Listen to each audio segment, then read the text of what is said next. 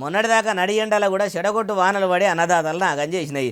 రాత్రి పగలు నారుకు నీరై రామగోసపడి కరెంటు పోతున్నా వస్తున్నా ఆరుగాలం కంటి మీద కునుకు లేకుండా కష్టపడి కంటికి రెప్పలేక పంటను కాపాడుకొని ధాన్యం తెచ్చి ఐకేపీ సెంటర్లో పోస్తే పడక పడ్డ వానలతోని ధాన్యం మొత్తం దడిచిపోయి రైతులు ముఖాన కొంగుబెట్టి గొడగొడ ఏడిచి గోడెల్ల పోసుకున్నారు. ఇప్పటికీ గోస పడతానే ఉంటే కొనుగోలు కేంద్రాల కాడ ఒడ్లు కొన్నది లేదు, రైతులను ఆదుకున్నది లేదు అనుకుంటుంటే ఇప్పటికీ కొన్ని జాగాల కొనుగోలు కేంద్రాల ఒడ్లు మొత్తం నానిపోయి మొలకలు వచ్చినాయి. 2 దినాల సంధి జర మొగులు మెత్తబడి ఉంటుంది కాబట్టి వచ్చే 3 దినాలు వానలు దంచి కొడతాయట. రాష్ట్రంలో చాలా జాగాలనే పెద్ద పెద్ద డల్లులు పడతాయి.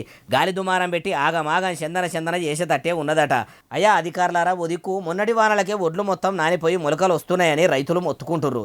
ఇంకా కొన్ని జాగాల్లో ఐకేపీ సెంటర్లలో ఒడ్లు ఉన్నాయి కాబట్టి వెంటనే కొన్ని లారీల్లో వేసి మిల్లులకు పంపుర్రి, లేకుంటే ఈ వానలతోని ఉన్న ఒడ్లు కూడా వాగుల పోసినట్టే అయితే అంటుర్రు ఈ ముచ్చటిన్నోళ్ళు.